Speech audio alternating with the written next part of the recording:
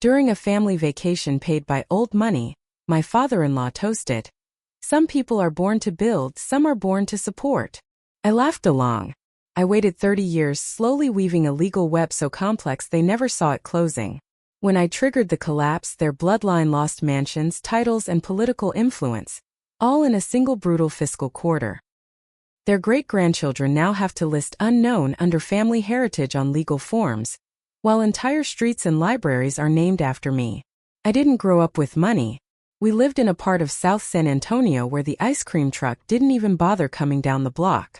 My dad worked long hours fixing cars, and my mom cleaned houses for families who owned 4-car garages and asked her not to touch their wine glasses. That's the world I knew. Working hard, staying invisible, trying not to be a problem. I was smart. Not the gets awards kind of smart. More like the shuts up and watches everything kind. I listened more than I talked. I noticed things. I could tell who really had power and who was just pretending. And early on, I figured out the real game wasn't about who was right. It was about who could wait the longest. That mindset saved me. I met Rachel at Utostin. I was on scholarship working 2 part-time jobs. She was the kind of girl who had credit cards she never used and family friends with yachts. But she wasn't mean. She liked me because I actually listened when she talked. We were an odd couple and I knew it. But she liked that I never tried to impress her. Her family. That was a different story. Her dad, Ronald Beckwith III, was old Texas money. Real estate, oil, political donations, private schools with Latin mottos. He acted polite, but it was clear I wasn't part of his plan for Rachel. I was a threat. Not because I had power, but because I didn't. He invited me to one of their family vacations after we got engaged. I should have known it was a test. Aspen. Everything paid for. Private chefs, ski instructors, drivers who didn't speak unless spoken to. I felt like I was walking around a movie set where I didn't know my lines. The second night, at dinner, Ronald stood to make a toast. Everyone raised their glasses. And he said it. Some people are born to build. And some are born to support. Then he looked directly at me, smiling, like it was a compliment. I laughed with everyone else, smiled, nodded, even clinked my glass. But inside, I promised myself I'd never forget it. Not the words, not the smirk, not the way he looked past me like I didn't matter. That was the night I started planning. I married Rachel. She didn't know anything about the plan. Still doesn't. I loved her. Still do in some way. But I wasn't going to let her family decide what I was worth. I knew they saw me as an outsider, a temporary project. I let them. Ronald gave me a junior role at one of his development firms. Thought I'd be grateful. I took it. I showed up early, stayed late, fixed problems quietly. I let them think I was harmless. Over the years I moved up. Not because he believed in me, but because I made him money. I was efficient, quiet, loyal looking. When they cracked jokes about my background, I laughed. When they asked me to explain things they didn't understand, I acted like it was an honor. And all the while I took notes. Every tax document. Every shady deal. Every off-the-books donation.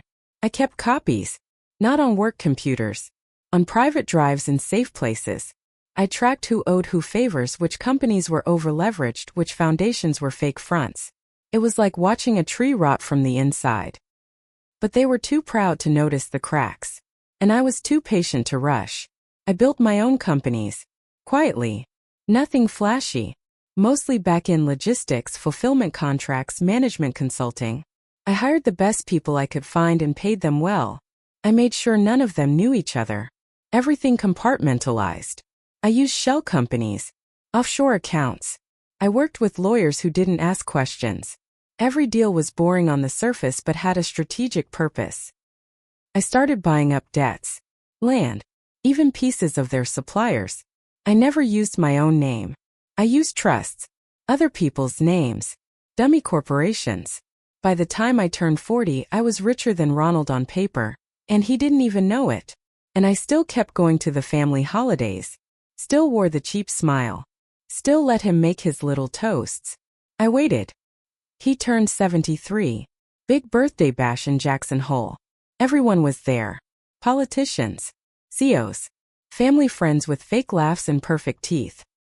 I stood there, drink in hand, just like every other year. And he said it again. Some people are born to build. Others are born to support. Same line. Same smirk. That was the night I flipped the switch. One of the shell companies they had partial ownership in, which they thought was a long-term logistics investment, failed. It defaulted on a contract I designed years earlier with terms they didn't bother reading. It triggered a cascade. Every clause, every shared liability, every little backdoor I had quietly inserted over the years, they all activated. Suddenly, assets were frozen. Properties seized for legal review. Donors pulled funding. Trustees resigned. Investigations opened. Ronald had so many dirty secrets, I didn't even need to make anything up. I just handed over copies to the right people. A journalist I'd been feeding small leads to for years finally published a full exposé. It hit hard. Fraud. Bribery. Illegal donations. Environmental violations. His son Paul was arrested. He broke down in court. Gave up names. Celeste ran to Europe before her name hit the papers. The Beckwith Foundation shut down. The university renamed the Beckwith Law Library after students protested. The phone stopped ringing. The lawsuits haven't stopped. Their money's mostly gone. The worst part? Their name, the one thing they truly cared about, is dead. This isn't the end. Not yet. They still don't know it was me. They think I'm just the loyal son-in-law who got lucky and made it out clean. Let them think that. Because the next part? It's personal. After the collapse, things went quiet.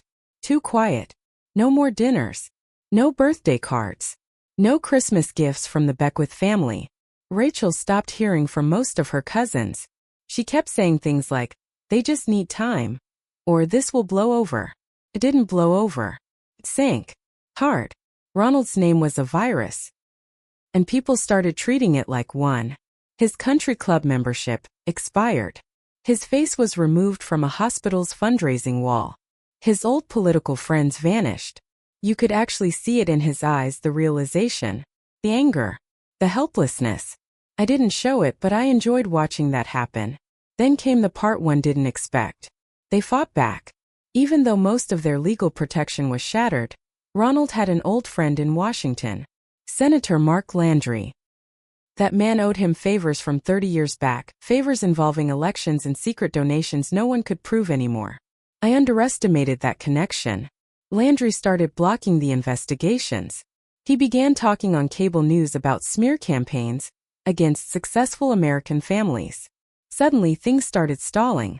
Bank accounts were still frozen, but court hearings were delayed. One environmental case was quietly dismissed. I got nervous. Ronald was losing but not done. And I realized something, he might be weak, but he had nothing to lose now. That made him dangerous. Around this time Rachel changed. She wasn't stupid, far from it. She started asking why I didn't seem surprised by anything.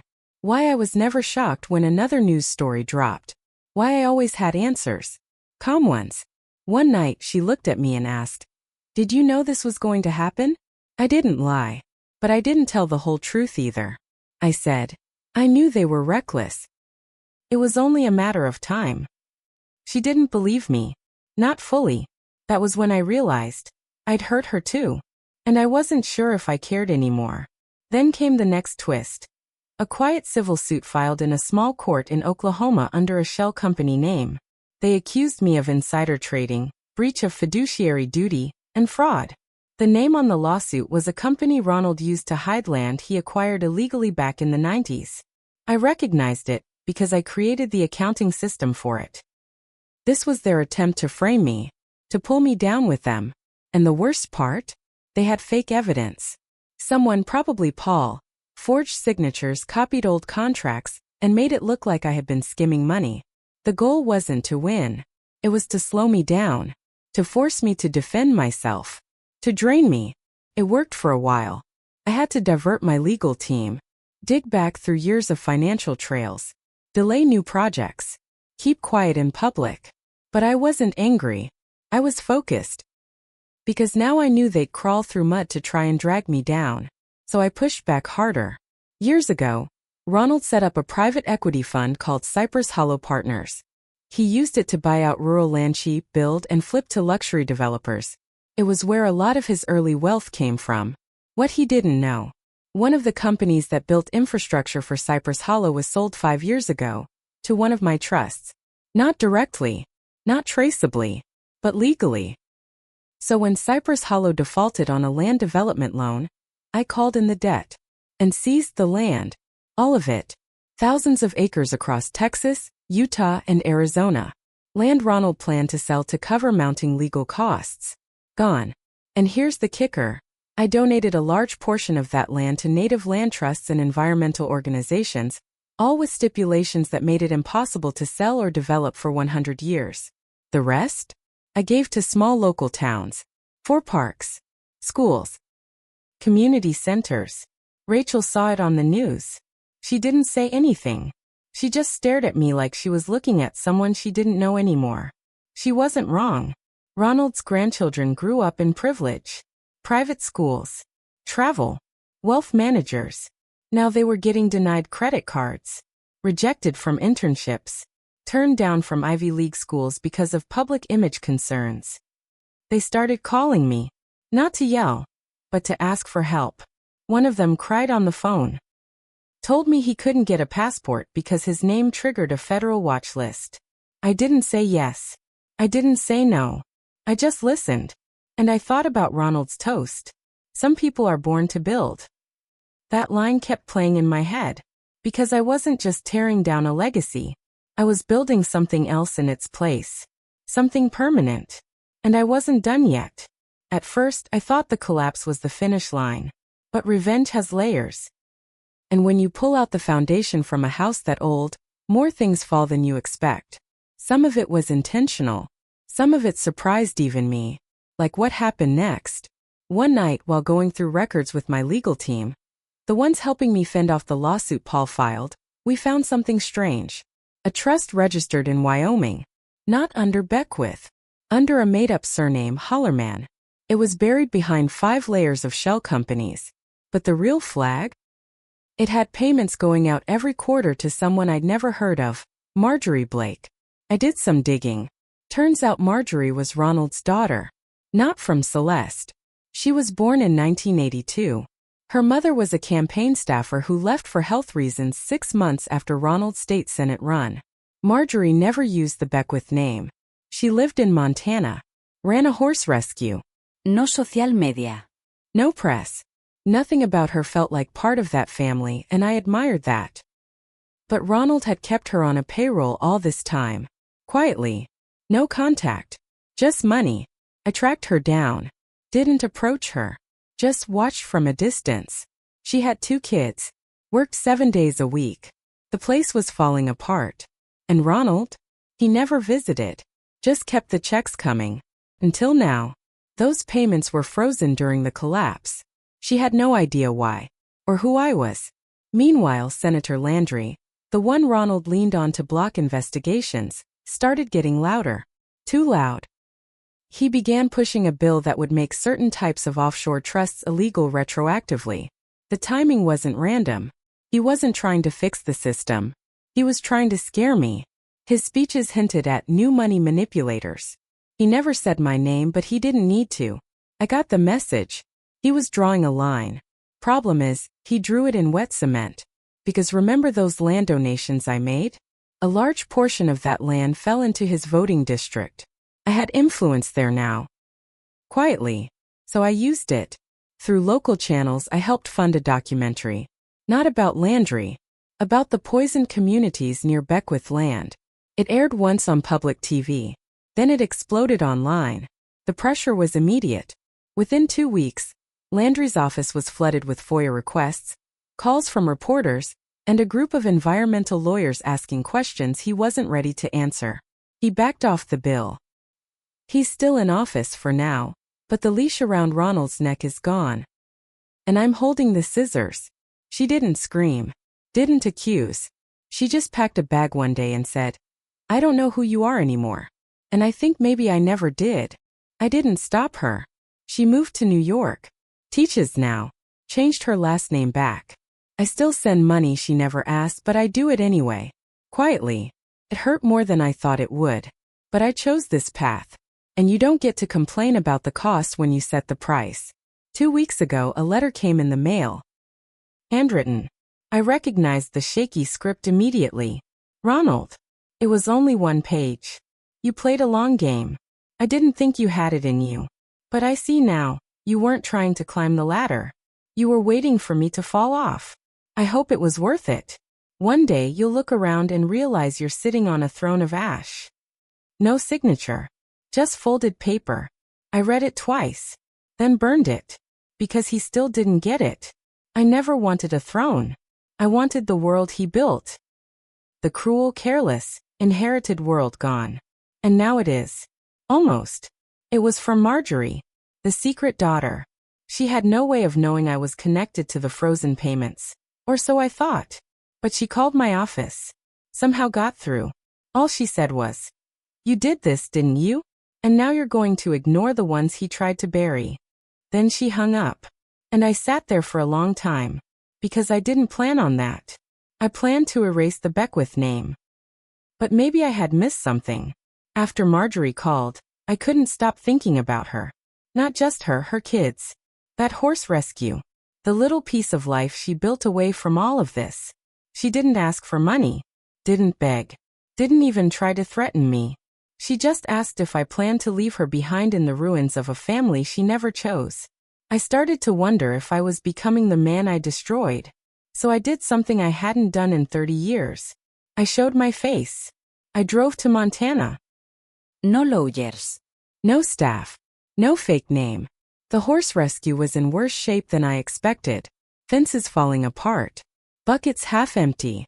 But the animals were alive. And so was she. Marjorie answered the door wearing work gloves and a skeptical look. She said nothing. I said, "I'm the one who stopped the payments." She didn't flinch. I added, "I didn't know who you were until recently. But that's no excuse." Still nothing. Then I said what mattered. "I burned it all down. I know that. But you didn't deserve to get caught in it." That's when she looked me in the eye and said something I didn't expect. "Don't fix it with money. Fix it with a name." She didn't want the Beckwith name. She wanted her own name. One that couldn't be erased, hidden behind fake trusts, or sealed in secret payments. I had access to every bit of property Ronald tried to keep hidden. Land titles. Patent records. Holdings going back decades. Most of them were being auctioned or repossessed. I pulled 2 properties out of the wreckage, both originally owned by her mother's family. I traced it all back. Her birthright had been buried under lies and handshakes. And I gave it back. Publicly. A press release went out from my legal office with records, statements, and proof. Marjorie Blake was the legal heir to the Blake Ranch. A land trust created before Ronald's name was even known. Her kids now carry her name. Not his. I knew I was almost done. But there was one final thing I wanted. Ronald's original estate. Not the properties, I already controlled those. I'm talking about the house he built himself in the Texas Hill Country. The one he used to brag about. The one that had secret wine cellars, underground storage, gold door handles. After the collapse, the government froze it. But I knew someone in the system. I waited until the case against Paul ended in conviction, 12 years federal prison. Then I made my offer. I didn't buy the estate. I bought the debt tied to it, and I called it in. That estate now belonged to one of my shell companies. I never moved in. Instead, I turned it into a public history museum. Not to honor him, to expose him. The rooms are preserved as they were. But every item, every painting, every plaque has small signs explaining what was stolen, who was hurt, and how the system let it happen. School kids visit it now. They don't learn about Ronald Beckwith the builder. They learn about the people he stepped on to build it. And that's where the final toast happened. I held a small gathering at the museum's opening. Just me, a few community leaders, some reporters, and a few survivors of Ronald's schemes. People from poison towns, defrauded employees, old janitors he fired without severance. I stood at the same fireplace Ronald used to stand by.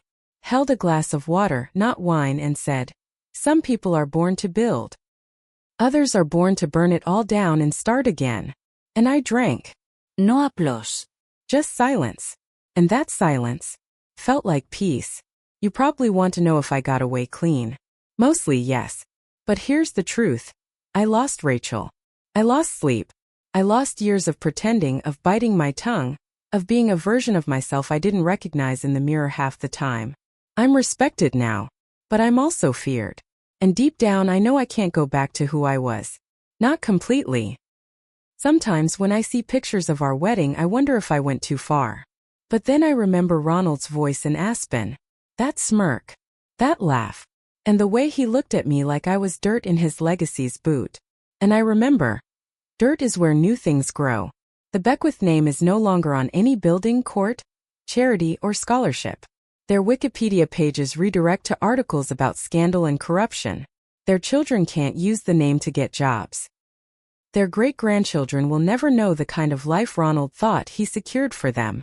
And if they do know, they'll lie about it. Because it's poison now. It's over. My name's on a community library in San Antonio. On a financial literacy program for kids in low-income schools. On a trust that doesn't hide wealth but gives it away. And one day when I'm gone I don't care if they remember my name. As long as they remember what I ended.